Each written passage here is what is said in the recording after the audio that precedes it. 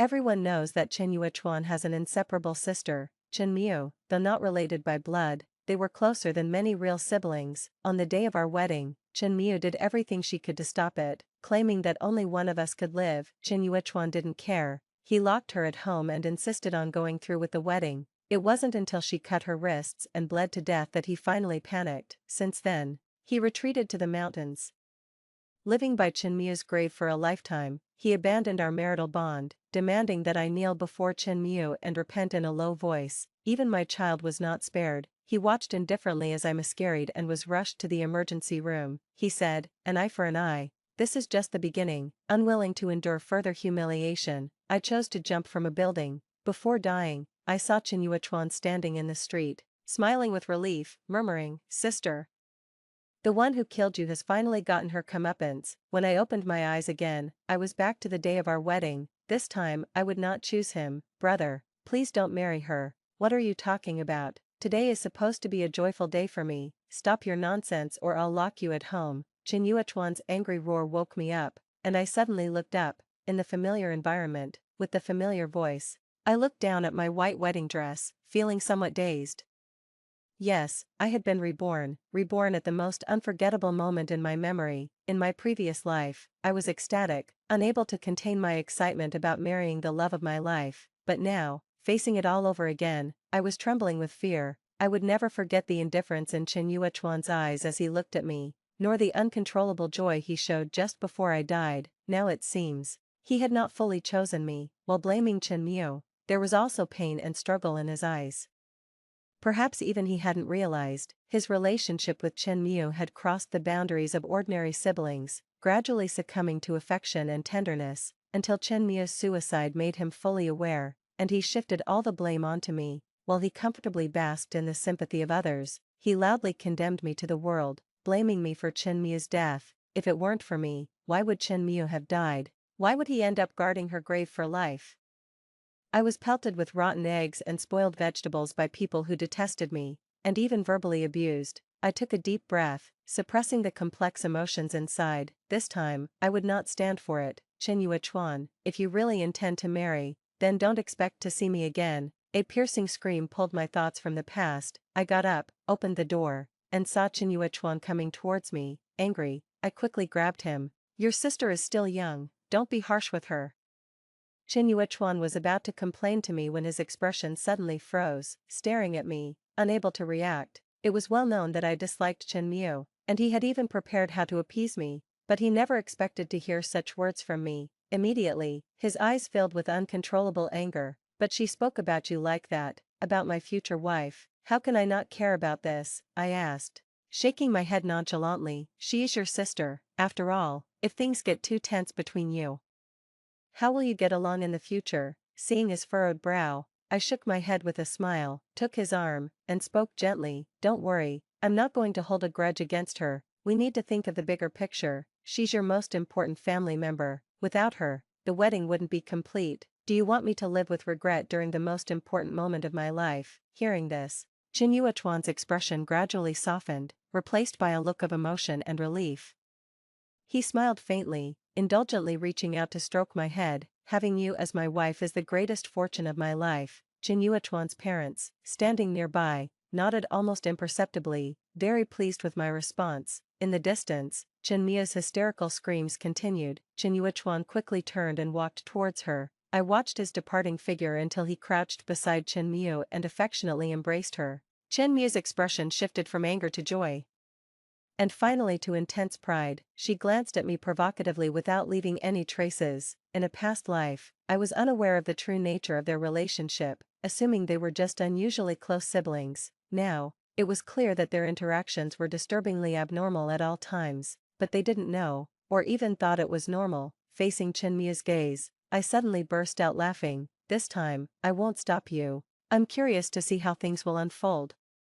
I didn't know what the two whispered to each other in the distance before they walked over hand in hand. Chen Yuechuan's gaze flickered, his throat moved slightly, and he turned to look at me. "Xin Zhuxin, Chen Miu mentioned she's never experienced being a bride, and since we're not in a hurry, why not let her take the bride's place today?" As soon as he said this, the room fell silent, everyone exchanged glances. Their eyes filled with shock and disbelief. A brother marrying his sister, even if not related by blood, was scandalous. Moreover, how could such a significant matter as marriage be changed so casually? Chen's mother turned pale with anger, her body trembling as she pointed at Chen Yuechuan's face. "You fool! Do you realize what you are saying? She's your sister, how can she possibly be your bride?" After a brief silence, the crowd began to murmur amongst themselves in low tones. Chen's father's expression changed slightly, but he quickly regained his composure. Realizing his words were inappropriate, Chen Yuechuan spoke softly. "Shin Jushin, we have a long future ahead of us, and I believe you will understand." Chen Miu also nodded repeatedly. "Sister Shin Jushin is so sensible, she will surely agree." Suddenly, I became the focal point of everyone's discussions. On what should have been the most important day of my life, an outsider was taking my groom. For a moment, countless curious eyes turned towards me. Inside, I felt calm, but outwardly, I had to put on a look of grievance. "Since you have already decided, of course, I choose to support you. The disgrace isn't mine to bear." In the Chen family, when Chen Yuechuan made a decision, no one could ever change it, nor would it be altered for anyone else. As soon as the words were spoken, a snicker suddenly echoed around the room. The sound wasn't loud, but it was strikingly conspicuous in the cramped space. Everyone looked in the direction of the sound only to see Chen Muhei nestled in Chen Yuechuan's arms, giggling. "You really think you have a say, whether you agree or not? You're not part of today's wedding," Chen Muhei said disdainfully, her eyes filled with scorn. Not bothering to hide her disgust for me, I didn't appear the least bit humiliated and looked towards Chen Yuechuan, only to find him deliberately lowering his head and shifting his gaze away. "What are you looking at? If it wasn't for brother Yuechuan's generosity, do you think you could be standing here?" Seeing Chen Yuechuan remain silent, Chen Muhei became more brazen, proudly lifting her chin. "Don't you get it? Brother Yuechuan loves me the most, you're just an interloper." Before I could respond, the crowd around us became agitated and began to point at Chen Muhei and voice their condemnation. How can someone speak so maliciously? Such a lack of manners. Finally breaking his silence, Chen Yuechuan frowned slightly, his voice tinged with displeasure. "That's enough, there's a limit to throwing a tantrum." With just that sentence, I couldn't help but regard Chen Yuechuan more highly. With a few casual words, he managed to turn Chen Muhei's taunts into mere petulant complaints, thereby defusing the crowd's criticism. Upon hearing this, Chen Muhei stuck out her tongue and rubbed her head against Chen Yuechuan. "Brother Yuechuan, I'll listen to whatever you say." Looking at Mr. and Mrs. Chen, they seemed indifferent, as if the matter didn't concern them. I wasn't surprised at all. They hadn't liked me for a day or two. How could I not know what their attitude would be? Their initial attempt to intervene was merely for the sake of appearances. Somewhat anxiously, Chen Muhei tugged at Chen Yuechuan's sleeve. "Brother, shouldn't we hurry up? It wouldn't be good to miss the auspicious hour." Chen Yuechuan's gaze flickered and he glanced at me, seemingly seeking my opinion. I smiled lightly, my voice calm. "I have no objections, but just be careful. Some people may appear tender and gentle, but who knows how much deceit they hide in the sunlight. The fox's tail will always show." I turned my gaze to Chen Muhei. "Isn't that right, little sister Chen Muhei?" Chen Muhei was momentarily stunned, then, seconds later, became furious, pointing at my face and shrieking, "You wretch, who are you calling a vixen?" "Enough," Chen Yuechuan sternly reprimanded, his face turning grave as he looked at Chen Muhei. "If you overstep again, don't blame me for not showing you any face." With tears welling up in her eyes, Chen Muhei reluctantly lowered her head, shaking Chen Yuechuan's arm. "I understand." At the same time, she cast a resentful glance at me, the anger in her eyes clearly visible. "If looks could kill, I would have died many times over." I smiled faintly and walked away cleanly. To the onlookers, my departure seemed awkward and defeated, but little did they know, my body trembled with excitement as I took the first step towards a new life. As for Chen Yuechuan, let whoever wants him, have him. I went to my room to change my clothes. As I got up to leave, I inadvertently walked into a scene where a couple was intimately sharing a toast, their eyes brimming with deep affection as if only the two of them existed in that moment. I glanced at them briefly and then continued walking towards the exit. At that moment, Chen Yuechuan was affectionately cradling Chen Mia's head, catching a glimpse of my figure leaving, his eyebrows lifted in response. He quickly stepped down from the stage and grabbed my arm. "Where are you going?" I turned around calmly and replied, "I'm going home. There's nothing left for me here." Upon hearing this, Chen Yuechuan's expression showed a hint of guilt. He gently tapped my palm a few times. "Don't worry, I will make it up to you in the future." Before I could respond, a shadow suddenly rushed over, throwing itself into Chen Yuechuan's arms while forcefully pushing me. Behind me were steps about a meter high. Instantly, my world went dark as I felt dizzy and then fell hard onto the ground. Excruciating pain emanated from my abdomen, and I lay there crying out in agony. Chen Yuechuan's face turned pale as he pushed Chen Miu aside and rushed to help me up. "Are you alright? Did you hurt yourself anywhere?" As his familiar scent reached me, I felt nauseous. Pushing him away, I stood up shakily with a pale face, clutching my abdomen and forcing a smile. "Go on with your wedding, don't worry about me, Shin Jushin." Chen Yuechuan spoke sternly, his gaze slightly displeased. "I know you're blaming me in your heart, but now is not the time to be willful. I'm taking you to rest." I didn't say a word, just stared blankly at my belly. In my past life, I had experienced this persistent pain before, right before a miscarriage, and now, I was pregnant again. I had a premonition, this child might not survive. For some reason, I felt a sudden sense of relief. Better that the child never be born into such a cruel world than to suffer here. Indeed, this was the last thing I could do for him as a mother. From afar, Chen Miu's crying drew everyone's attention. Chen Yuechuan hesitated for a moment between me and Chen Miu, but eventually, he firmly walked over to Chen Miu. I let out a self-deprecating laugh, looking somewhat desolate. Even though I knew the outcome, I couldn't help but feel sad for myself. 5 years of love. Yet I lost to an adopted daughter who appeared halfway through. How ridiculous. At that moment, Chen Miu was sitting on the ground, gently sobbing. Her moist eyes shimmered with tears, and her body trembled slightly, a sight that would make anyone feel pity. I didn't mean it, I just wanted to hear what they were talking about. She suddenly stood up and rushed over to Chen's parents. "Mom, Dad, you know I had no ill intentions." Chen's parents looked at each other and nodded. "Of course we believe you." As the adopted daughter of the Chen family, her lively and adorable personality was much loved by Chen's parents. Even though she was not their biological daughter, she was treated as such. Seeing this, Chen Miu bowed her head in feigned grievance, but her heart was bursting with joy. Casting a triumphant glance at me, I wasn't paying attention to what was happening there, nor did I have the heart to care. "Hello, ambulance, I'm at the Jingren Hotel, please come over. I'm not feeling well." After the call, I finally breathed a sigh of relief and sat down by the roadside, looking towards the hotel. Chen's parents and Chen Yuechuan were all consoling Chen Miu, as if she was the real victim. Seeing this scene, I wasn't surprised, just stared blankly at the distant white sky. It felt good to breathe fresh air again. Lost in my thoughts, Chen Yuechuan came over again, his voice softer. "Chen Miu told me, she didn't mean it. And she feels bad seeing you hurt, and besides, she's still young. Don't be too hard on her." Hearing this, I almost laughed. Yes, she's a year younger than me, so she gets all the care and attention, and even when she makes mistakes, she doesn't have to take responsibility. Chen Yuechuan saw that I was silent and wanted to say something more, but suddenly someone shouted, "Miss Chen Miu is feeling unwell."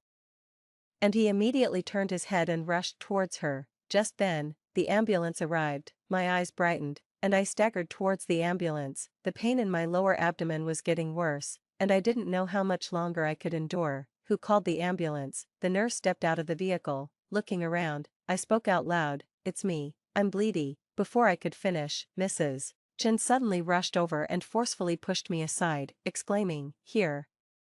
My daughter is in unbearable pain, quickly take us to the hospital." Already weak, my legs gave way, and I collapsed to the ground. Furious, I was about to retort when I saw Mrs. Chen looking at me sideways with a nonchalant expression. "Why call an ambulance if you're fine? Such a big fuss over nothing, let's save it for Chen Miu." Chen Yuechuan, standing nearby, nodded in agreement. "I see nothing serious with you. Just go home and rest." I laughed out of sheer frustration, pointing at Chen Miu, who was feigning illness. "Why should the ambulance I called be used for her? How dare you?" Mrs. Chen's face darkened with anger, and she slapped me across the face. "Who gave you the right to talk back to us?" Caught off guard by the force, I stumbled backward, my head hitting the ground. Blood trickled from my forehead. Looking up at Chen Yuechuan, I realized he was silently helping Chen Miu into the ambulance. From beginning to end, his eyes were only on Chen Miu, not sparing me a glance. Despite being prepared, witnessing his heartlessness once more still made my heart ache. "Haha, is this really the partner I chose to be with for life?" I managed a wry smile. Lying in the middle of the road, watching the ambulance drive away, my vision blurring. Vaguely, I heard someone nearby calling out anxiously, "Someone come quick, this lady, she's lost a lot of blood." I wasn't sure how long I was unconscious. When I came to, a face was staring intently at me. Ah.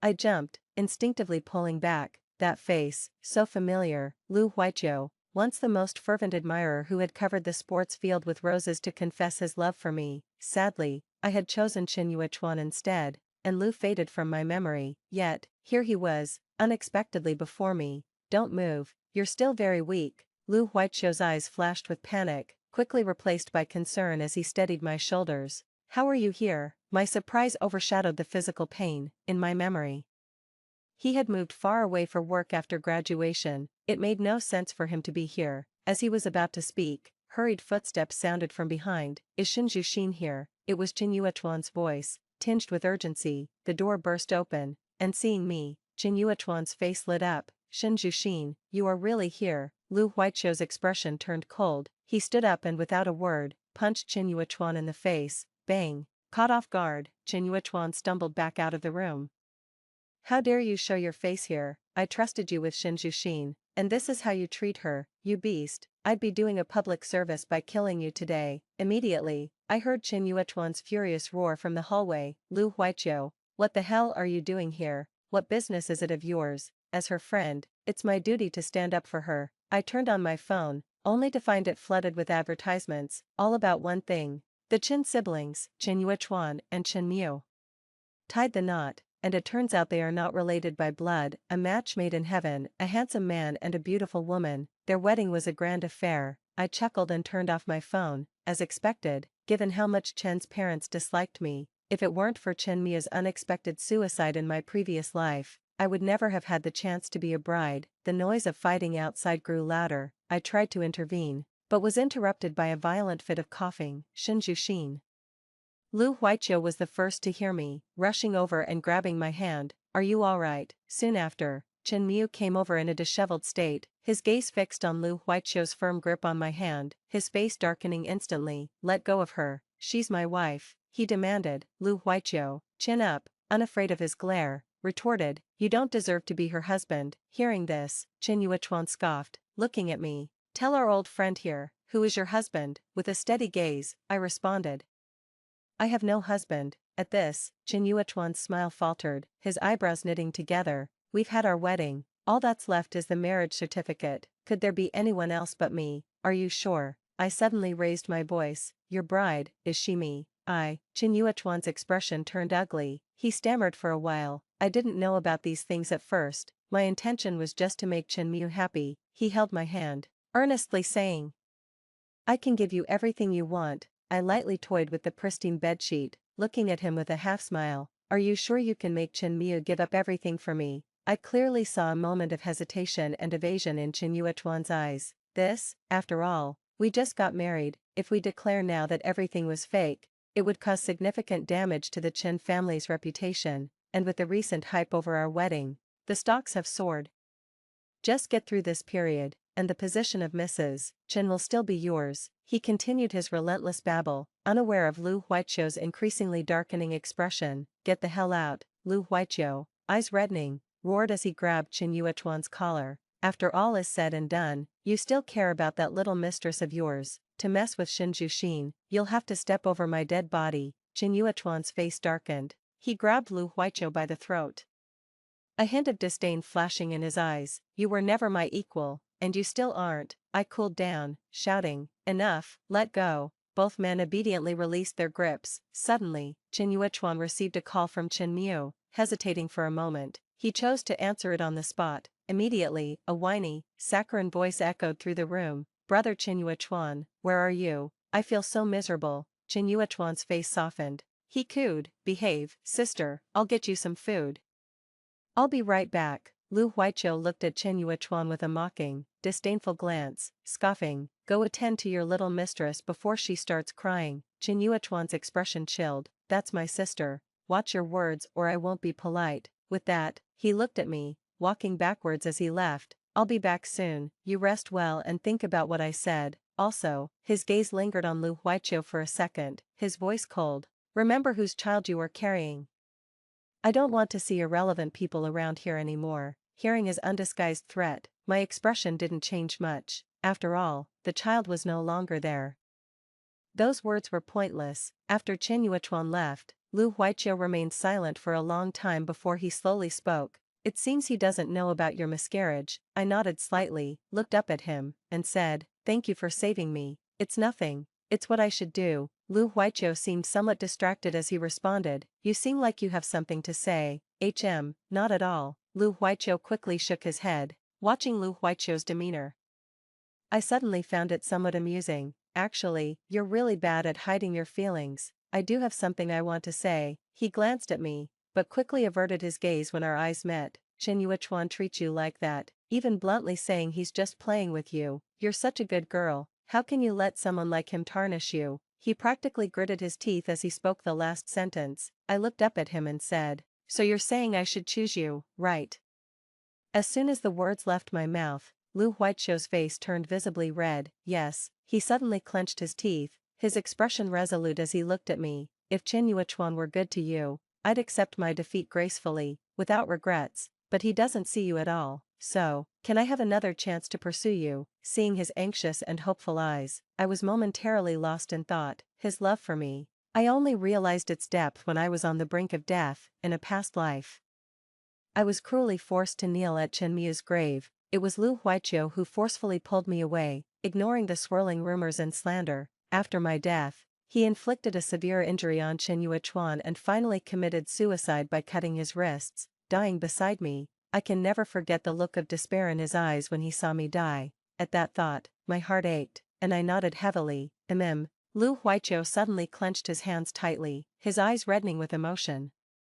He lunged forward, grabbing my hands again. "What did you say? You agree?" I smiled warmly and nodded again. "Of course, this time, I choose you." From that day on, Lu Huaiqiu stayed by my side, taking great care of me. Chen Yuechuan, who always said he'd be back soon, was nowhere to be seen. I watched the busy figure beside me and felt a warmth in my heart. Unlike Chen Yuechuan, Lu Huaiqiu never just talked without action. He took care of everything himself.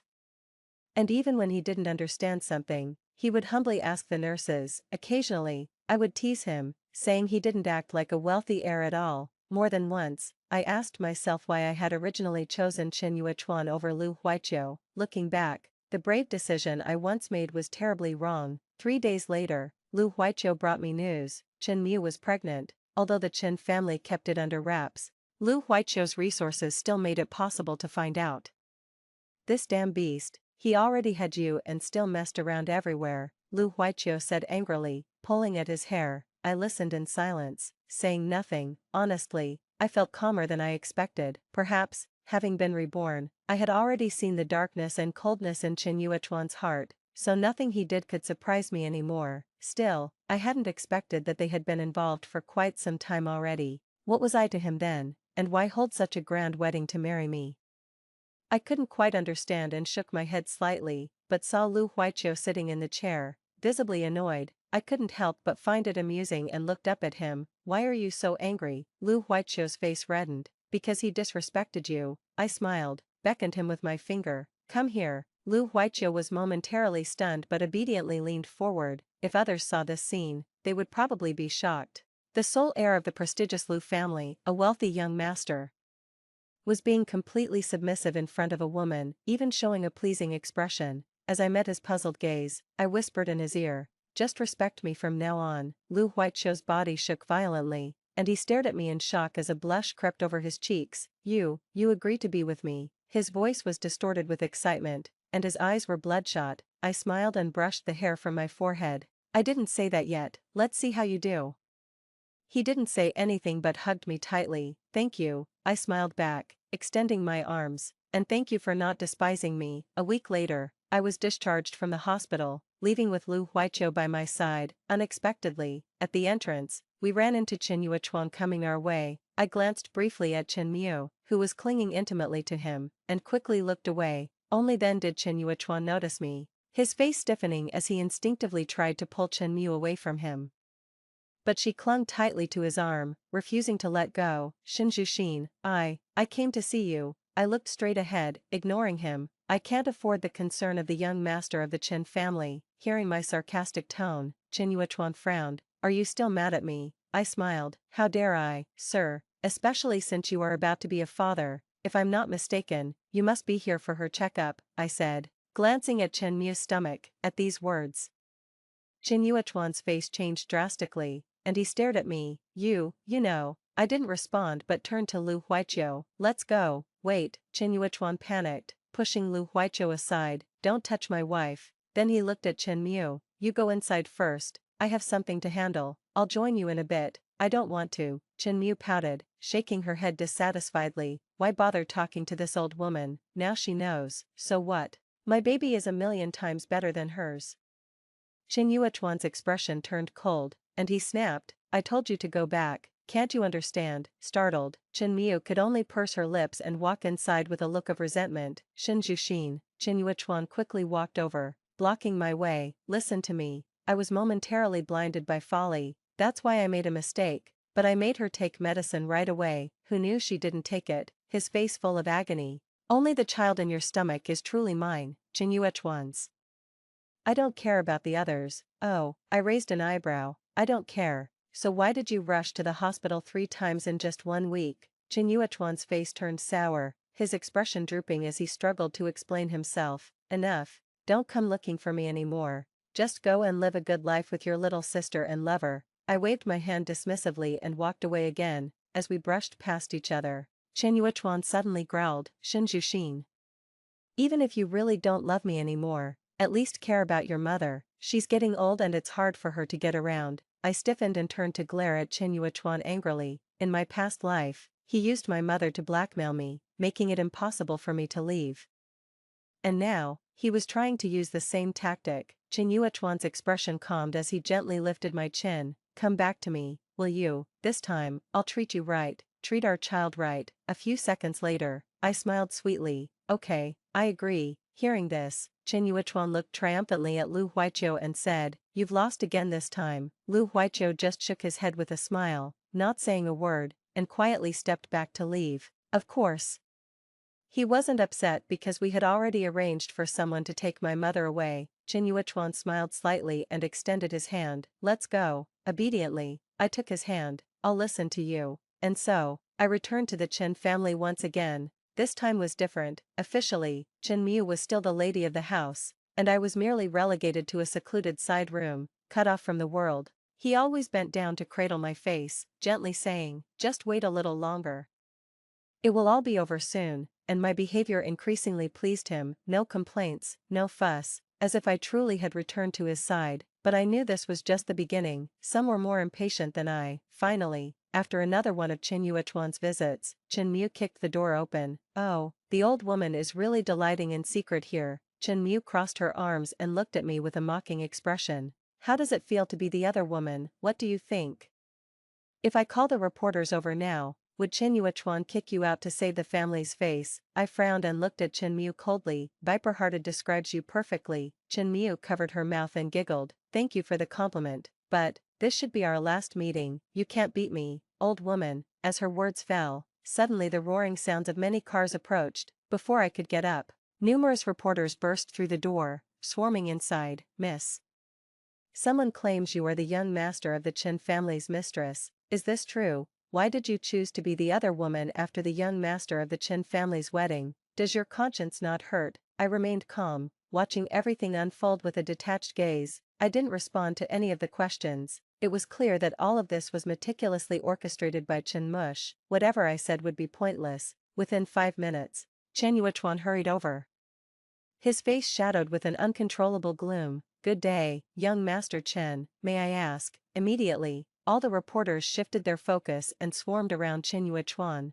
blocking his path. Facing the barrage of questions from the reporters, Chen Yuechuan took a deep breath, his eyes briefly showing a hint of guilt towards me before it vanished. Ladies and gentlemen, it's true that this house is owned by the Chen family, but this woman trespassed on her own. She has never been my wife, he declared, with a slight smile. He put his arm around the slender waist of Chen Mush. This lady, however, is my wife, the sole mistress of the Chen family. As soon as he finished speaking, the reporters erupted in gasps and envious looks. Chen Mush glanced over with a triumphant look. prompting a reporter to thrust a microphone towards me. "Miss, is there anything you would like to say?" I slightly curved my lips, wearing a mocking smile. "Chuan, I've seen right through you." With those words, I picked up my belongings which I had already packed and walked away, watching my retreating figure. Chuan's face turned pale, but faced with the reporter's cameras, he could only muster a forced smile. For the sake of the Chen family, that was all he could do. "Is everything ready?" I placed my backpack in the trunk and asked softly. Behind the wheel, Weiqi took off his sunglasses, revealing a refreshing smile. "Don't worry, everything is set." I smiled slightly and pulled out the plane ticket to Australia. "In that case, let's set off for our new life. How did you think of all this on the road?" Weiqi couldn't help but ask curiously. I shook my head and smiled, because I knew Chuan wouldn't let me go, and I was even more certain that Chen Mush wouldn't just watch me take what belongs to her. It all boils down to desire. "Oh, by the way, not many people know about this departure, right?" Weiqi nodded. "Don't worry, I left very discreetly. Nobody will know where we went. As for the person who faked your death, I've made sure everything will go smoothly." I nodded slightly, gazing ahead somewhat abstractedly. If I didn't torment him this way, how could I compensate for the suffering I endured in my past life? Weiqi paused. "What did you say?" "Nothing," I smiled, offering no explanation. The past life felt like a dream, and given a chance to choose again by fate, I wouldn't make the same mistakes. It's likely that Chuan has also seen the miscarriage report by now. The next morning, every media outlet featured videos of the Chen family heir going mad. He used all his connections to search for me globally, only to find my gruesomely disfigured body in the ruins. He even knelt at the doorstep of the house I once lived in, continuously bowing in apology. Chen Mush was also forced by him to kneel from dawn until dusk.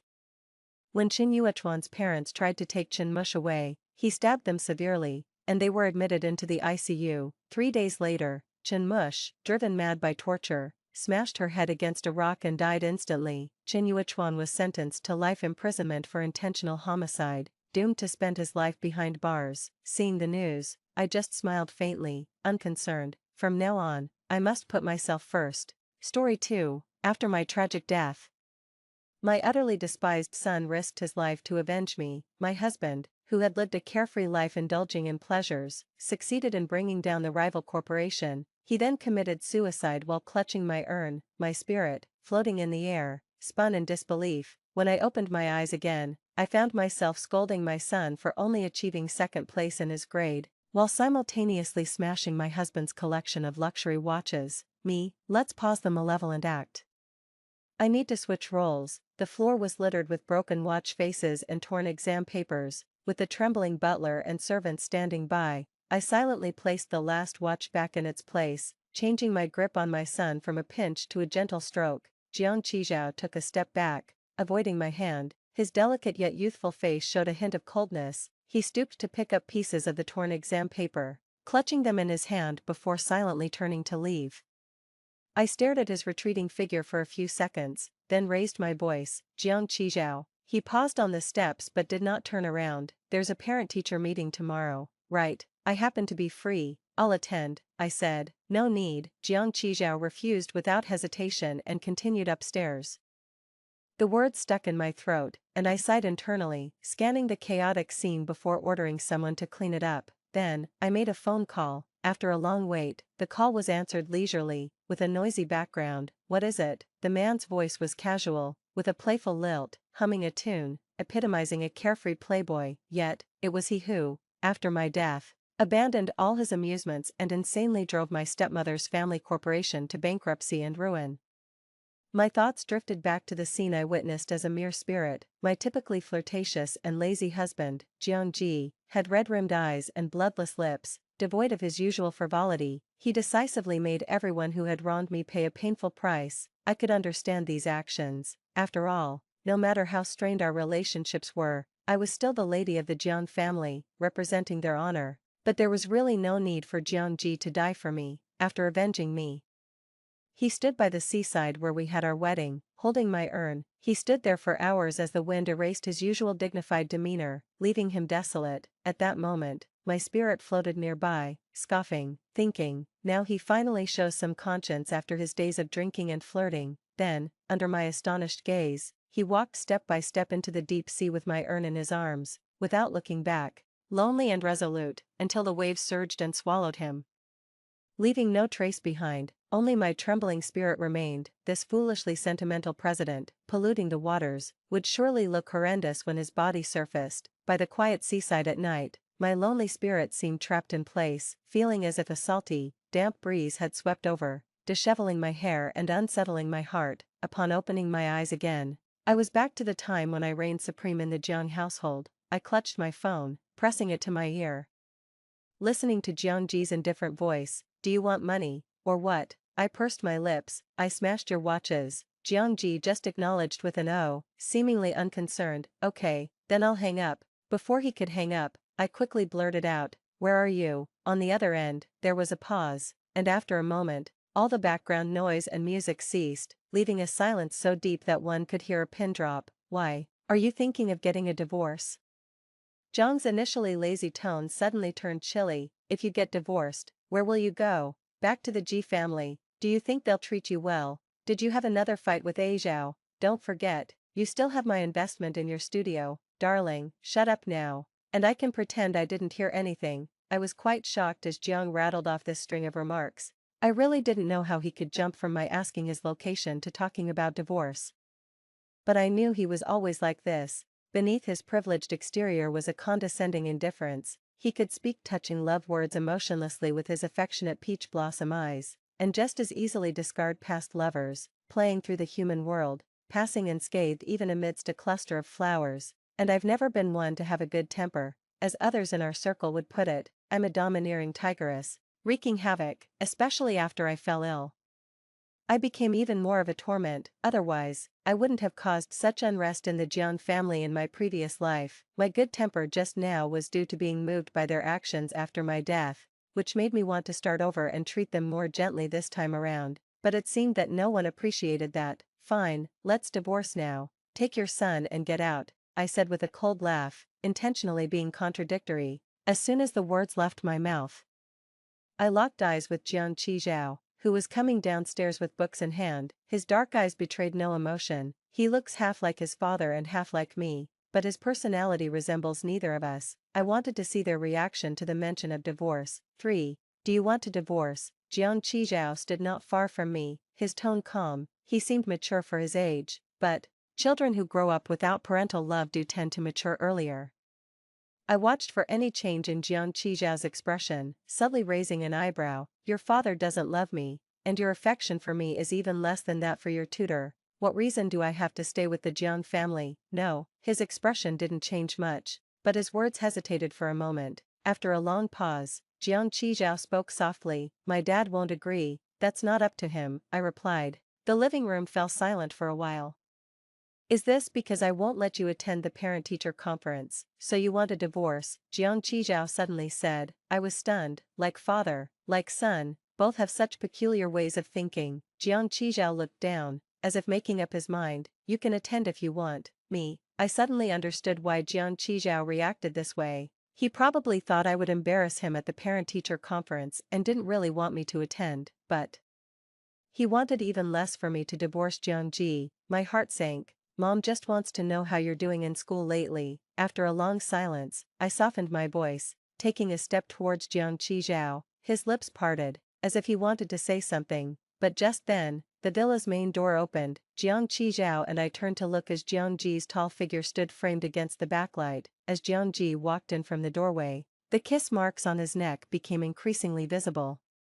The atmosphere in the villa dropped further. Jiang Qizhao stared at Jiangji's neck for several seconds before walking past him without even a word of greeting. Heading straight outside, I instructed the butler to have someone follow him closely. The butler smiled and said, "It's actually time for the young master's tutoring session, and the driver is already waiting at the door." I paused for a moment, nodded, and retracted my worries. When Jiangji's gaze met mine, he lightly lifted his index finger, and everyone else in the villa left, disappearing from view. "Where did you get the courage to think about divorce?" Jiangji loosened his collar, his casual demeanor seeming like an offhand question. I couldn't help but fix my gaze firmly on him. It was inquisitive, questioning, and also strange. Despite being such a cynical person, why would he, after my death, Jiangji lazily leaned back on the sofa, arms crossed as he surveyed me, his tone still frivolous. Darling, remember, the banquet is tomorrow night. The banquet tomorrow night would be attended by all the prominent families of Haicheng, including my own family. My family found it odd. They hoped I could firmly tie Jiangji to our family yet didn't wish for my happiness. You have enough darlings outside. No need to waste your breath calling me darling, I smiled, not taking his bait. And sat down beside him. My words were a casual probe. When my soul aimlessly wandered after my death, I saw many scenes I had never witnessed before. For instance, the numerous lovers around Jiangji seemed to hint at some hidden truths, but the real truth still needed to be uncovered by me. Jiangji's expression flickered unnaturally for a moment. He glanced at me, and the smile at the corner of his mouth slightly faded. Are you jealous? He sounded self-mocking, almost sarcastic.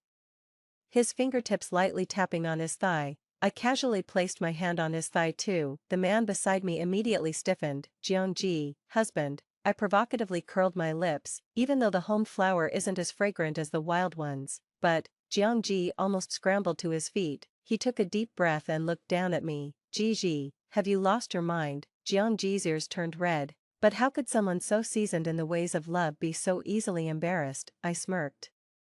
Continuously speaking without pause. The kids are already so big, what's wrong with touching you a bit? Are you too precious to be touched? We're not even divorced yet. Is it illegal for a wife to touch her husband? The air was thick with tension. In my previous life, I always spoke in this tone at the Jiang family. Only this time, there was a hint of teasing involved. Chastity is the best dowry a man can have. In my last life, I always felt disgusted by Jiangji's infidelities, naturally showing him no kindness, and even less desire to be close to him, but now, it seems the previous intelligence was slightly off, thus, my attitude could afford some adjustment. Jiangji repeated, you've gone mad. Now not only were his ears red, but his neck also had a slight pink tinge. Just when I thought Jiangji would storm off in embarrassment, the butler hurried over, holding a phone. Mr. Jiang, madam, there's been an incident with the young master. I furrowed my brow, exchanged a glance with Jiangji, and then we both decided to head to the school together. Once in the car, Jiangji spoke on the phone with his secretary, found out the reason. I looked out the window at the swiftly passing scenery while listening to Jiangji's indifferent and off-key words. Hitting someone. Just because I've donated a few buildings to the school they start showing off. TSK, making such a fuss. I grimaced as the corner of my mouth twitched sharply. The comment was practically pointing directly at me, yet, Jiang Qizhao was eerily mature and calm, lacking the innocent demeanor typical of other 8-year-olds. I wanted to retort but held back. I was puzzled about what could have provoked Jiang Qizhao to hit someone. The mother of the child who was hit viciously grabbed Jiang Qizhao's ear and swung him towards me. Didn't your parents teach you anything? You're so young and already fighting.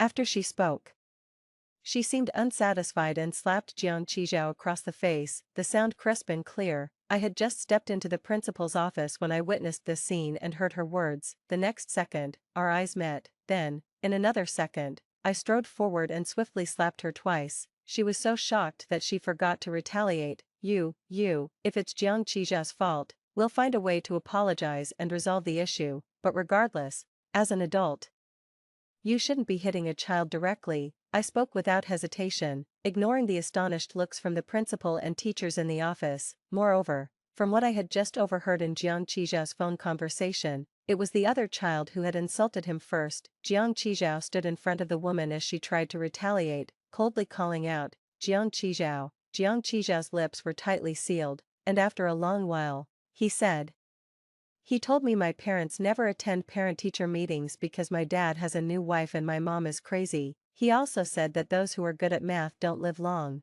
and I might die in middle school. Then my whole family would die. My dad would be stabbed to death by his mistress, and my mom would die from eating rat poison. Me, Jiang Qizhao. I met the gaze of the child hiding in the corner, expressionless. I clenched my fist and took a step forward. But other teachers quickly held me back. Calm down, calm down. Perhaps my expression was too frightening, causing the child to burst into tears, and his mother exclaimed in fear, didn't you say you shouldn't take your anger out on a child? Damn your foul mouth, you're the one without parents. I glared fiercely at the child, my anger reaching its peak. The child's crying grew louder. In the ensuing chaos, I saw Jiang Qizhao making a serious phone call. seemingly busy with something else even at this time. Just as I was about to scold him too, he slightly curled his lip, first glancing at Jiang Qizhao then at me, saying, "I've contacted someone to demolish the newly constructed buildings." Me, Jiang Qizhao. The conversation was still nonsensical, it was hopeless, the principal, trying to lighten the mood yet clearly not believing it. Since it was impossible for newly constructed buildings to be demolished, Mr. Jiang. Please don't be angry, I think both parties are at fault here. After all, Qizhao started the fight. The preparation for the new cafeteria is halted, Jiang said calmly, dropping the last sentence. The principal, who was just playing dumb, suddenly widened his eyes, jumped up from his chair, and rushed to the child. "This is corrupting the school's atmosphere. Expelled, expelled." The child's mother stood agape, incredulous. "My child is so young, and you're stooping to his level. Besides, my child didn't hit anyone, he just said a few words." The principal's office was noisy and chaotic. Amid the noise, Jiang Qizhao seemed detached, his hands casually in his pockets, his back straight, his smile faint. I couldn't understand him. My gaze moved from him down to Jiang Qizhao. He just quietly watched me, his thick eyelashes fluttering, his pupils dark but no longer empty. After a while, I lifted my lips slightly, smiling at him. Jiang Qizhao didn't smile, he just kept looking at me, his delicate little face marked with a red handprint. "Zhao," I called softly. He froze. This was his nickname, the one I used when he was very young. Back then, I wasn't yet malicious or sinful. "Zhao," I called out again, the overlapping sounds of a child's crying, his mother's curses and breakdown, the teacher's attempts to mediate, and the principal's anger filled the small office, almost to the point of explosion. Yet, for some reason, I clearly heard Jiang Qizhao's faint response, After returning home, I sat in front of the dressing table, staring at a row of psychiatric medications for a long time. Then, I pushed all of them into the trash can. Hearing a slight noise, I turned my head. Jiang Qizhao stood at the door. He was still too young to be smoking, not very tall, holding a glass of milk, quietly watching me. He didn't speak, and as usual, Jiang Ji wasn't coming home tonight. The silence in the villa was eerie. I sighed and opened my arms to Jiang Qizhao. "Do you want a hug from Mom?" He looked at me for a long while, then finally walked over, placed the milk on the table, and without a word, turned and left. Just then, my phone screen lit up. Looking down, it was a video of Jiang Ji in a bar, surrounded by bright lights and festivities. In the video, his laughter was captivating, the center of attention. My informant sent me a message. "Are you interested in him? Although he's rich, his family keeps tight reins on him. You might not get a chance with him. There are plenty of handsome guys here, we even have male models. Why don't you come over? I can introduce you to some good ones." I replied, "I heard he's quite the playboy, and I'm pretty good looking myself. Why couldn't something happen?" The informant replied, "Just on the surface." Those few words were brief but loaded with information. After that statement from the bar manager, no matter how much I pressed, he refused to disclose more. As per our agreement, I transferred the final payment and wrote, "I'll be there soon. Find some good-looking male models. Big sister, try this." A brother playfully fed me a grape, surrounded by other male models who were also whispering sweet nothings. I bit into the grape, its sweetness bursting in my mouth, counting down in my mind.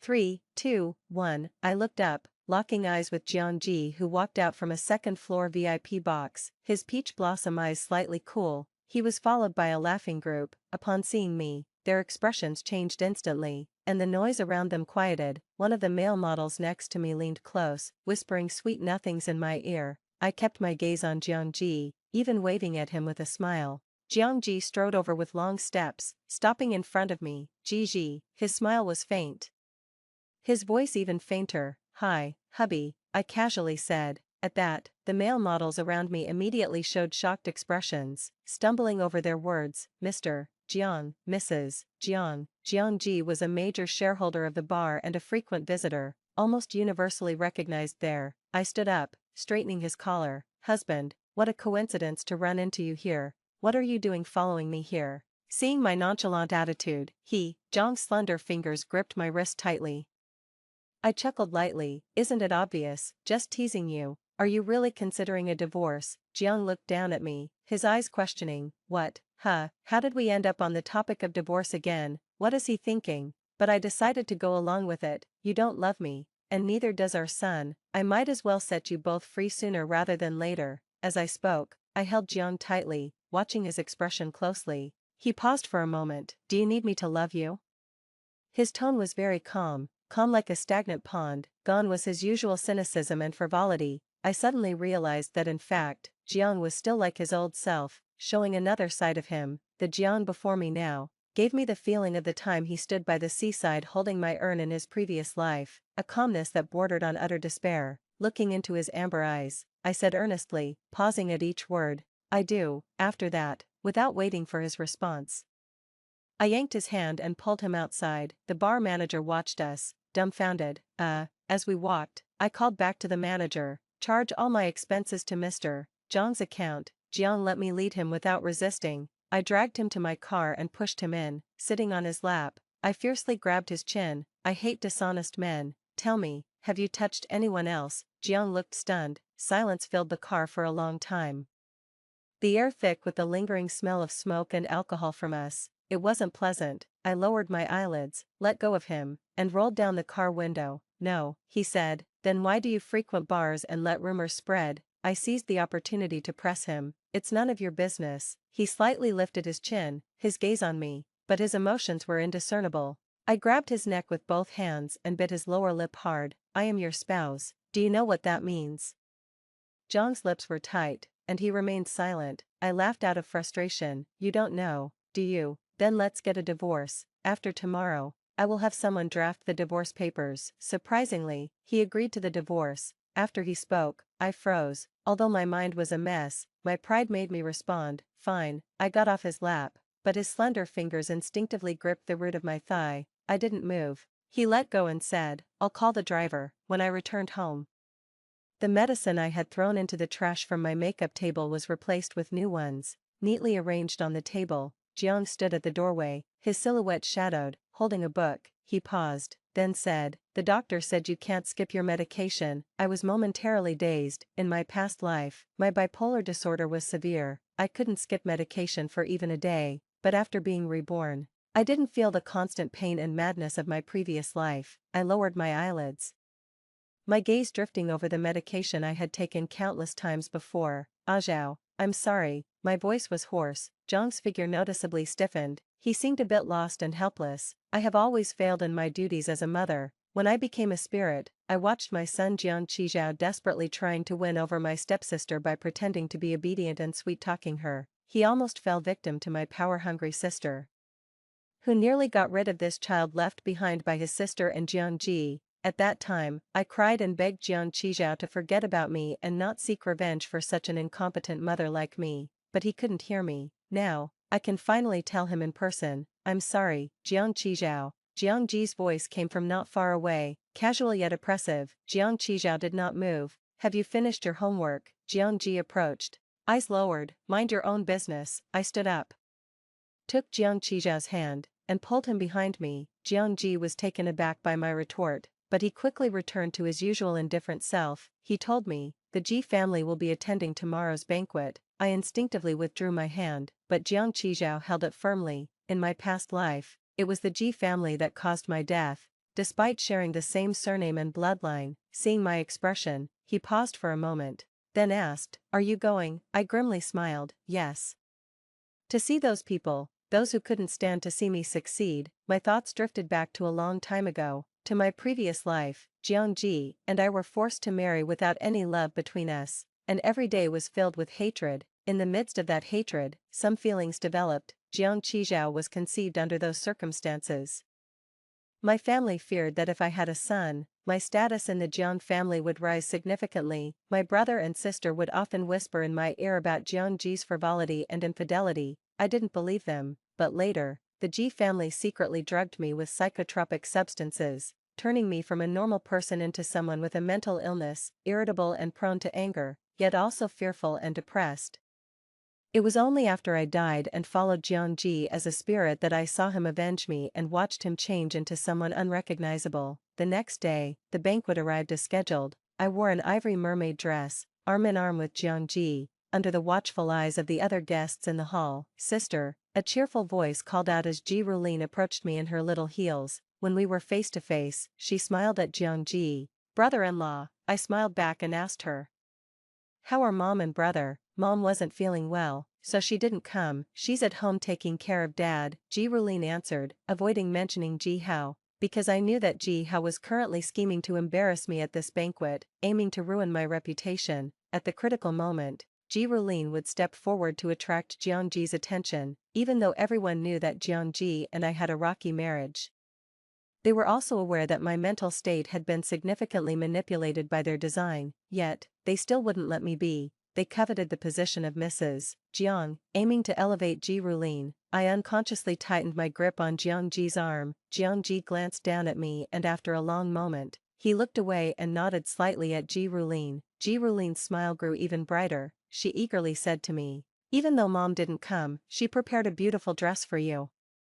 You always say mom doesn't love you, but she really cares about you. Let me take you to the dressing room to try it on." I looked at Ji Rulin and sneered inwardly. "Do you think there's something wrong with my taste?" Jiangji said, lowering his gaze. The tone wasn't forceful, yet it made one's skin crawl. Ji Rulin's expression froze. "What?" I smiled and said, "This mermaid dress I'm wearing." He helped me choose it. Ji Rulin's eyes widened. "Aren't you too?" She realized her comment was inappropriate and quickly shifted her words, "But that was prepared by your mother." Right, right, I cheerfully agreed, pulling my arm out of Jiangji's embrace, only to have him grasp it again. His dark eyes locked onto me without blinking. I met his gaze. After a moment, I chuckled lightly. "Honey, wait till I change into a new gown for you to see." The air went silent for 2 seconds before he released my hand.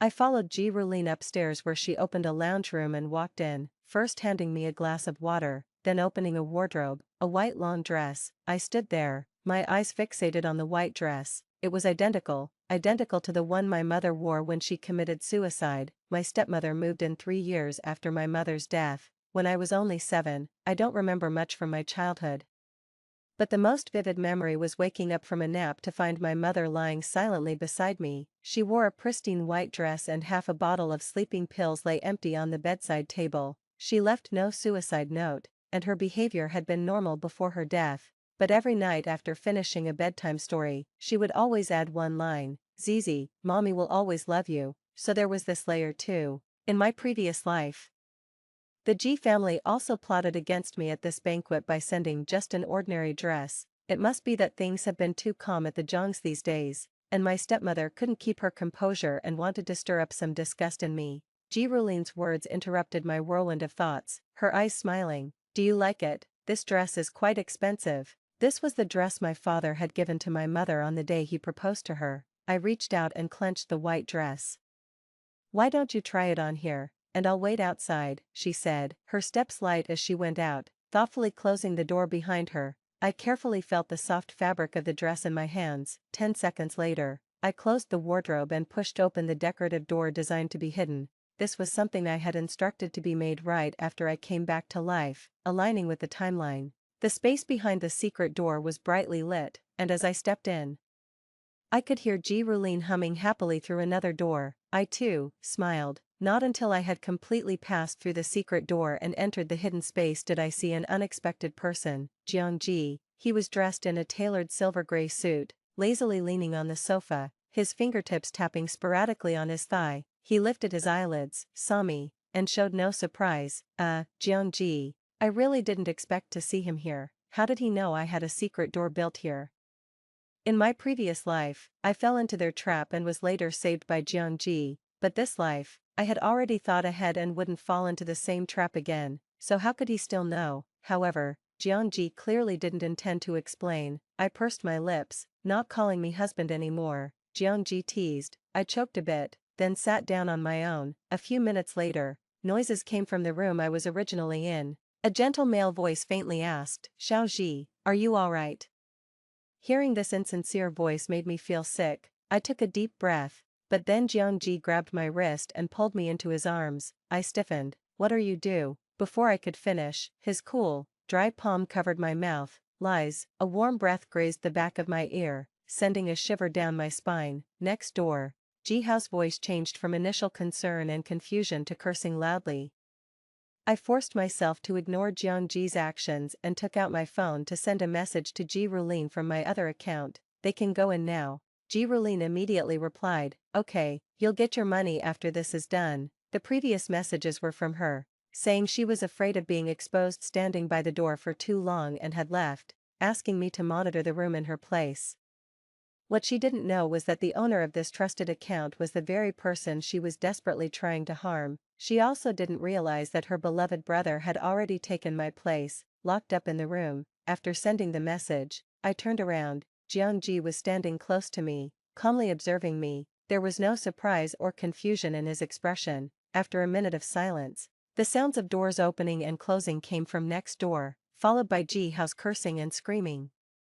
And the panting of other men. The hunter becomes the hunted. Ji Hao had brought 3 men, hoping to ruin me, but now it was his turn to taste his own medicine. Feeling slightly better, I pinched Jiang Ji's earlobe and whispered, "Honey, the show has started." Jiang Ji steadied me by the waist, remembering that after today, we were supposed to sign the divorce papers tomorrow. I chuckled, "After tomorrow, you might not see such an exciting show again, and you won't be my husband anymore." The hand around my waist tightened for a moment, causing me to groan in discomfort. He seemed to realize this and loosened his grip. The noise next door was harsh and unpleasant. I straightened my skirt, preparing to leave this hidden space. Jiang Ji followed behind me. I naturally stopped and took his hand. Jiang Ji let me lead him. Somehow, I had a premonition that this marriage might not end, but there wasn't time to ponder this now, because after Jiang Ji and I left the hidden space and took a detour back to that sinful room, we found a crowd had already gathered outside, including reporters with cameras. Ji Rulin's eyes were red as she accused, "Sister, there's more than one man in this room, isn't there? How could you do this to your husband?" The crowd murmured in surprise. The so-called stepmother, who was supposed to be taking care of our father at home, stood aside in her elegant attire, touching the bracelet on her wrist. This shameful slut, Gigi, just like her mother. As soon as she finished speaking, I stepped forward and slapped her hard across the face, twice, without holding back. Everyone stared at me in disbelief, especially Ji Rulin, who widened her eyes in shock. Seeing Jiang Ji standing on the other side, her face gradually turned pale. Just then, the staff member Ji Rulin had called with the keys arrived, and the door to the room was opened. A foul stench filled the air as 4 entangled men were revealed. The stepmother, seeing the face of the man at the bottom, tortured beyond recognition, threw herself towards him without regard for her image, screaming, "Howard, Howard." I patted Ji Rulin's shoulder mockingly. "Didn't you recognize your brother's voice?" Ji Rulin's cheeks flushed with anger as she raised her hand to slap me, but Jiang Ji intercepted it mid-air. Ji Rulin trembled, tears swirling in her eyes. "You ruined my brother. Don't rush to defend him," I said with a slight smile. "I've already reported your academic plagiarism and falsified lab results." And the arrival of the police interrupted Ji Rulin's panicked curses. As Ji Rulin was handcuffed, she struggled and screamed. "You and Ji Hao misappropriated company funds for personal use, cooked the books, and made the accountant take the fall. Did you really think you were flawless?" The stepmother shook her head in disbelief. I shrugged. "Your good days are over too. Both your children are locked away. Did you really expect my half-vegetative father to take care of you? Moreover, Jiang has been targeting the Ji family for a while now. They're desperate and out of options. Otherwise they wouldn't have come up with such a cruel and dramatic plan." I sighed softly. "Prepare to face hell for the rest of your lives. The Ji family is on the brink of bankruptcy, burdened with so much debt and enemies." The stepmother collapsed to the ground. "No, it can't be." I glanced at her expressionlessly and turned to leave. I knew Jiang was following me. When we were alone, I turned around. "I'm waiting for your divorce papers." Jiang smiled casually. He stepped closer, lowered his head, and his cool lips touched mine. I didn't resist, until my head spun a bit and I felt dizzy. "Wait, you." As my consciousness slowly returned, I struggled to open my eyes, letting the dim light flood into them. I felt utterly drained. When I fully came to, I saw that my hands and feet were shackled by chains. I moved slightly, and the crisp sound of metal clashing was particularly loud and harsh in the room. The door opened, and Jiang stood there, holding a bowl of porridge. Looking down at me from above, I smiled, not questioning my predicament, but hinted, "Where's the divorce agreement? Don't think about leaving me." Jiang didn't answer directly, his lips curving slightly. My smile faded, and our eyes met. I had a sixth sense that he had regained his memories from a past life. "You must be crazy," I said. He walked over, placed the porridge by the bed, and didn't argue. You want a divorce. But I won't agree," I hummed, my eyes narrowing playfully. "So you're playing a captivity game with me." Jiang didn't expect such a comment from me, his expression unchanging. Don't think this will make me let my guard down. Oh, what about our son? I will make sure he is well cared for. Perhaps this was the real Jiang. Underneath his lazy demeanor was a calm yet fanatic obsession. How had I not realized this in my previous life? I glanced at the porridge and then at him. Well, you might as well feed me. I'm starving. Jiang ignored me. His cool fingertips touched my cheek, then slowly traced down to my collarbone. Gigi, he sighed softly. Yeah, I responded and locked eyes with him, his gaze as deep as the ocean yet as distant as the stars. You'll never get rid of me. His voice was husky. I can't get rid of you. I scoffed lightly. It's you who can't leave me, right? Jiang paused, his fingertips still. I leaned forward, arms wrapping around his neck, moving closer. Some people die and their spouses follow them in death. Our eyes met, just for a second. He looked away. He knew I had been reborn, and I knew he had too, but Jiang hadn't expected me to lift this veil of haze. Having been reborn, shouldn't you have let go and set me free? I narrowed my eyes, puzzled, shaking the chains on my wrists. After you died, I always regretted it, he said, eyes downcast, his fingertip pressing on the chain on my wrist. I should have confined you from the start. Was the agreement to divorce the day before yesterday just part of your plan to lock me away? I asked. Jiang didn't answer directly, his gaze lowered, letting me hold on to his neck. His tone was calm, devoid of his usual frivolity. He said, my birthday wish is to create a golden cage worthy of you, to keep you inside. It was an abrupt statement, but I understood it all too well. The first year after the birth of Jiang Qizhao, the year my relationship with Jiang completely deteriorated. The Jiang family was in constant turmoil because of me, yet, on Jiang's birthday, I maintained basic decency. I gave him a piece of jade, indeed expensive but shaped more like a tombstone. If I were to use the servant's interpretation, it would be, Madame Jiang used this jade tombstone to commemorate her dead love with President Jiang. I can't remember exactly what I was thinking at the time, but I do remember casually asking Jiang, did you make a wish? Hopefully, it wasn't for me to disappear. It was quite a provocative statement. Jiang half closed his peach blossom eyes, and upon reopening them, he just looked deeply at me, saying nothing. Feeling foolish, I left Jiang with the birthday cake that had only had its candles blown out and went upstairs alone. So that was his wish back then. I poked Jiang's cheek and chuckled. Congratulations, you got your wish. Perhaps, Jiang and I could never truly escape each other. After all, in my previous life after I died, my ashes still ended up in Jiang's embrace. But this time, it wasn't my ashes in his embrace, but the very real me. Side story 1. I've always felt that although Jiang always talks about keeping me locked up, it was always him who was trapped. Maybe there's something wrong with me, but I find it quite exhilarating. Then the divorce just fizzled out. And I regained my freedom. I was lounging on the bed with my legs crossed, happily binge-watching TV dramas. Jiang pushed the door open, his gaze landing on me. He walked in and covered me with a blanket, shocked. I threw the blanket off. Not seducing me. What's with this attitude? Jiang curved his lips, his gaze sweeping over my body from top to bottom. Clothed or not, I still want. I covered his mouth, flipped over and pushed him down on the bed. Jiang, wait, too. Jiang and I had hardly ever fulfilled our responsibilities as parents, but one day we suddenly felt a pang of conscience. Jiang and I each held one of Jiang Qizhao's homework assignments. All three of us were somewhat silent. After a long inspection, we couldn't find a single error. Jiang Qizhao's handwriting was beautiful, and his problem-solving was clear. I touched my chin and honestly said, I was already failing math in 3rd grade. Jiang grandly handed Jiang Qizhao a black gold card. Buy whatever you want, Jiang Qizhao. Me, he's only 8, what can he buy? Just as I was about to criticize Jiang, Jiang Qizhao took the card, walked over to me, and handed it to me. I looked at Jiang Qizhao. Jiang raised his eyebrows. Jiang Qizhao pursed his lips. Mom, buy a bag. I was stunned. That kid, Jiang chuckled. I looked at the family portrait on the table, Jiang Qizhao's neat homework on the left, the new watch I gave to Jiang on the right, and felt somewhat dazed. In my previous life, I thought happiness was hard to come by. This life, I've discovered, happiness is actually quite simple.